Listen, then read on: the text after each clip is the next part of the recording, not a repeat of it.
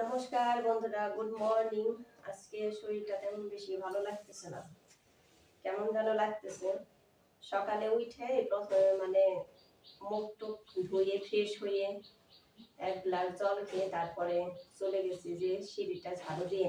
আর আপনাদের দাদাকে বলছি যে তুমি উপরে ঝাড়ু দাও আর হলো সিঁড়ির রেলিং গুলো মুছে দাও ভালো করে। উনি ঠিক ওনার কাজ করতেছে আর আমি গেছি সিঁড়ি ঝাড়ু দেওয়ার জন্য। তারপরে সিঁড়ি ঝাড়ু দিয়ে যাওয়ার সময় মানে সিঁড়িতে গিয়ে মনে হয় আর দাঁড়ায় থাকতে পারি না, কেমন যেন একদম দুর্বল লাগতে লাগলো। আর কথাও মনে হয় যে বলতে পারছি না, এরকম মনে হলো। তারপর আপনাদের দাদাকে বললাম আমার তো একদমই ভালো লাগতেছে না, এরকম লাগতেছে। বললো যাও তুমি শুয়ে থাকো গা, আমি সিঁড়ি সহ ঝাড়ু দিয়ে দিব, কারণ হঠাৎ যদি সিঁড়ি থেকে পড়ে যাও তাহলে তো আমার খারাপ অবস্থা। তারপর কিন্তু সত্যি চলে এসে সিঁড়িতে শুয়ে রইলাম। অনেকক্ষণই শুয়ে থেকে কেবল কিন্তু উঠে আসলাম।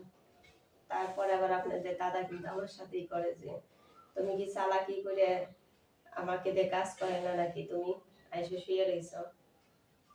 আর এইটা কি কখনো হয় যে হাজবেন্ডকে কাজ করতে দিয়ে এসে তার ওয়াইফ শুয়ে থাকবে? এটা কি কখনো হয়? তাই না? এটা কিন্তু হইতে পারে না। আর আমারও কিন্তু এরকম শরীর ভালো থাকলে আর ওই সিঁড়িগুলো ঝাড়ু দিতে দিতাম না। যাই হোক, এই যে কতক্ষণ শুয়ে থেকে এখন কিন্তু আবার উঠে আসলাম, এখন একটু ভালো লাগতেছে। খুবই দুর্বল লাগছিল একদম, অনেকদিন পর হইলো এরকম। এই তো তারপরে আপনাদের দাদা আবার বললো যে এখন আর তোমার এই শরীর নিয়ে রুটি বানাইতে হবে না, রুটি বানাইতে গেলেও দাঁড়াই থেকে বানাইতে হয়, কষ্ট হবে। সেটা আমি সিঁড়ি ঝাড়ু দিয়ে 100 রুটি বাজার থেকে কিনে নিয়ে আসবো। আমার আবার ওই বাজারের রুটি একদমই খেতে ইচ্ছে করে না, খেতেও পারি না কেমন যেন। তারপরে যে কিনে নিয়ে আসছে, বলে যে আমি তো সকালে ভাত খেতে ইচ্ছে করে না, সেটা রুটি নিয়ে আসি। আর আমি কিন্তু এখন ওইটা 2টা ডিম সিদ্ধ বসিয়ে দিয়েছি, যে ডিম সিদ্ধ খেলে একটু ভালো লাগবে, তাই না? তাই দেখি খেয়ে এখনো কিন্তু আমি কোনো কাজই করতে পারতেছি না। এখন কয়টা বাজে? 9:30 বেজে গেছে। দেখি এখন ডিম সিদ্ধ হইলো কিনা। আর আপনাদের দাদা কিন্তু সুন্দর করে সিঁড়ি ঝাড়ু দিয়ে বাজার থেকে রুটি নিয়ে এসে স্নান করে পূজা দিতে গেছে। চলেন দেখি আপনাদেরকেও দেখাই যে ডিম সিদ্ধ বসিয়ে দিয়েছি আর এই যে রুটিও নিয়ে আসছে।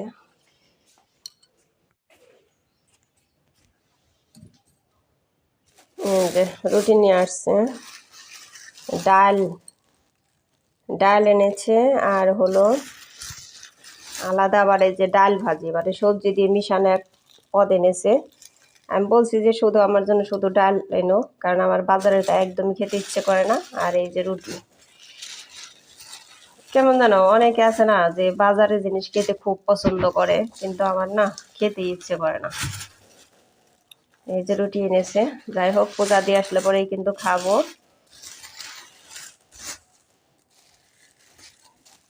মানে বাজারের এই সব জিনিস খেতে আমার একদমই মনে হয় তৃপ্তি আসে না, এরকম লাগে। সেই জন্য কিন্তু আমার খেতে ইচ্ছেও করে না। ডিম সিদ্ধ বসিয়ে দিয়েছি, মানে ঢেকে দিয়েছি যে তাড়াতাড়ি যাতে হয়ে যায়, সেই জন্য কিন্তু ঢেকে দিয়েছি। ডিম সিদ্ধ মনে হয় হয়ে গেছে, এতক্ষণ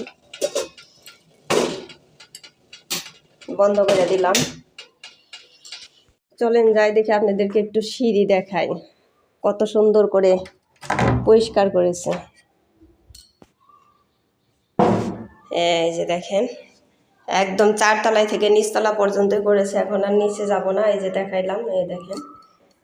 আর এই যে উপরে চলেন যাই ছাদে। আর কালকে না প্রচুর ঝড় হয়েছে, আবার পরে বৃষ্টিও হয়েছে। ওই যে আপনাদের দাদার কিন্তু পূজাও হয়ে সারলো, ঘন্টা বাজাইতেছে। সব কিছুই কিন্তু তাড়াতাড়ি করতে পারে। এই তো দেখেন সিঁড়িগুলো, সব সিঁড়িগুলো একদম পরিষ্কার করছে।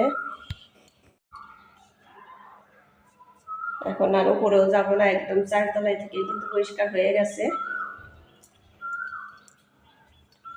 আর কালকে তো এই যে ছাদটা একদম পরিষ্কার করেছি।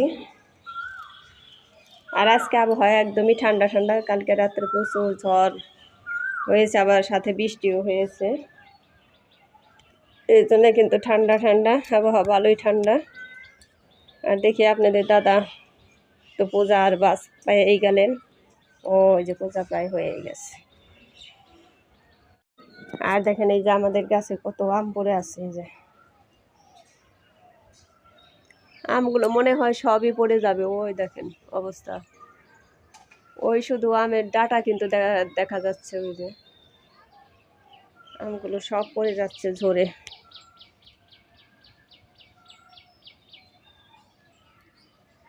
আর এই যে ইতে পিচ ফলের কিন্তু প্রচুর মুকুল এসেছে, ওই যে গুটিও বের হয়ে গেছে। পিচ ফলগুলো একদমই ভালো, খুবই মিষ্টি, একদম দারুণ। তো বন্ধুরা আমি ভাত নামিয়ে নিলাম, এখন মিষ্টি কুমড়ো দিয়ে বেগুন দিয়ে ভাজবো। মিষ্টি কুমড়ো আর বেগুন কিন্তু একসাথে কখনো ভাজা হয় নাই, আজকে একটু ভেজে দেখি যে কীরকম লাগে। তো সোমবারে কালো জিরে দিয়ে দিলাম। এই যে হচ্ছে মিষ্টি কুমড়ো আর বেগুন, দেখি আজকে ভেজে খেয়ে কীরকম লাগে। মনে হয় ভালোই লাগবে, কারণ বেগুনও ভালো লাগে, মিষ্টি কুমড়ো ভালোই লাগে।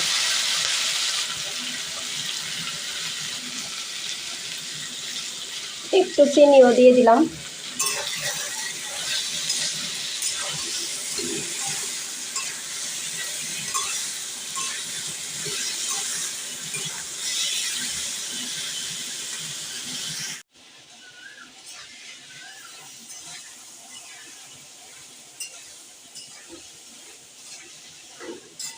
এইগুলো ভাজা হলে পরে এই ভাজতে ভাজতেই মানে আবার রান্না করবো হচ্ছে ইলিশ মাছ। এরপরে ইলিশ মাছের আইসগুলো কাটিয়ে মাছটা কেটে নেব, এইভাবে বসিয়ে দিলাম, আর এভাবে হতে থাক। জালটা একটু কমিয়ে দিলাম, এখন দেখি মাছটা কেটে।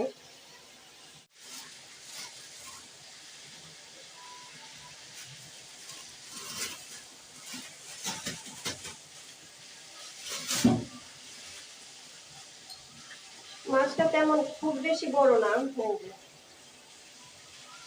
এই মাছটা কিন্তু অনেক আগের মাছ, নতুন না, 1 বছর আগের মাছ এটা। আমাদের কিন্তু আর খাওয়াই হচ্ছিল না, ওই শুধু তাজা মাছই খাওয়া হয়, এই মাছটা খাওয়াই হচ্ছিল না। তাই আজকে ভাবলাম যে আজকে এই মাছই খাবো। আমাদের এমনিতেও অন্য মাছ আবার আনতে হবে, তাই আপনাদের দাদাকে বললাম যে কালকে নিয়ে এসো, আজকে আর আনতে হবে না। এমনিতেও আজকে তেমন আমার ভালো লাগতেছে না, আপনাদের তো সকালে বললাম, এখনো কিন্তু তেমন বেশি ভালো লাগতেছে না, কিন্তু রান্না তো করতেই হবে, তাই না? রান্না না করলে তার হবে না, খেতে তো হবেই। তারপরে আপনাদের দাদা কিন্তু আমাকে বলছিল যে হোটেল থেকে ভাত তরকারি কিনে নিয়ে আসবো দুপুরে আসার সময়। আমি বললাম যে না না, সকালে রুটি খেয়েছি তাই বেশি, ওগুলো খেতেও কিন্তু আমার তেমন বেশি ভালো লাগে নাই। আর ওই ভাত তরকারি আনলে ওগুলো খেতেও পারবো না, আমি কিন্তু আরো অসুস্থ হয়ে যাবো। এর চাইতে একটু কষ্ট করে রান্না করি, তাও ভালো।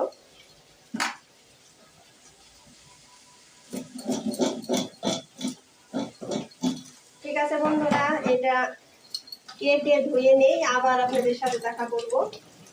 এই তো আমার মাছ কাটাও হয়ে গেছে, এই যে এদিকে মাছ কাটাও হয়ে গেছে, আর এই ভাজিটাও কিন্তু এই যে হয়ে গেছে, একসাথেই হয়ে গেল। এখন রান্না হইতে আর সময় লাগবে না। যাই হোক বন্ধুরা, আমার ভিডিওটিতে একটা লাইক কমেন্ট শেয়ার করতে কিন্তু ভুলবেন না। আর যদি ভিডিওটা একটুকুও আপনাদের ভালো লেগে থাকে তাহলে সাবস্ক্রাইব করে বন্ধু হয়ে আমার পাশে থেকে যেতে পারেন। এই তো এখন কিন্তু এই যে ইলিশ মাছগুলো ভেজে নিচ্ছি বন্ধুরা। মাছগুলো কিন্তু খুবই ভালো একদম, ওই দেখেন কত তেল উঠছে। তেল কিন্তু তেমন বেশি আমি দিই নাই, তারপরেও কিন্তু অনেকটাই তেল উঠছে। আর এই অন্য মাছ রান্না করতে করতে বেশি ভাজতে ভাজতে কিন্তু আমি এই মাছগুলো বেশি ভেজে ফেলেছি, তার কারণ ইলিশ মাছ একটু কম না ভাজলে কিন্তু ভালো লাগে না, তাই না?